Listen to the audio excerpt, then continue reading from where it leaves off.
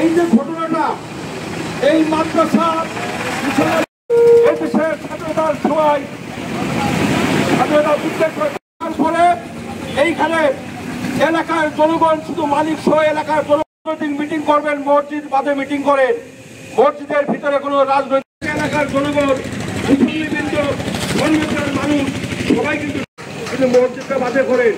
আমার কাছে আমি হয়েছে এই মসজিদটি আপনাদের সংগঠনের টাকায় তৈরি করা হয়েছে।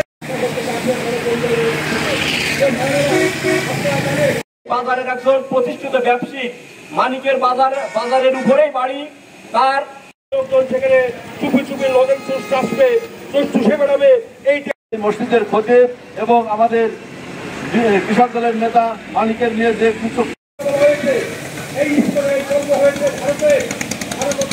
বিষয়টা ওইভাবে অনুধাবন না করে, বিষয়টি গভীরভাবে না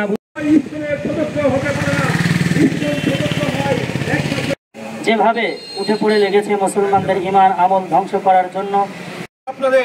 আপনারা রাজনীতি করেন, আমরা কখনো বাধা দিই নাই। আমরা বলেছি আপনারা রাজনীতি করেন, আমরা কি হয়েছিল তার সম্পর্কে আমাদের যে ক্ষতি করে।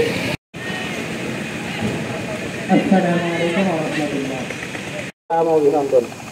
আজকে যে উদ্দেশ্যকে কেন্দ্র করে মানববন্ধন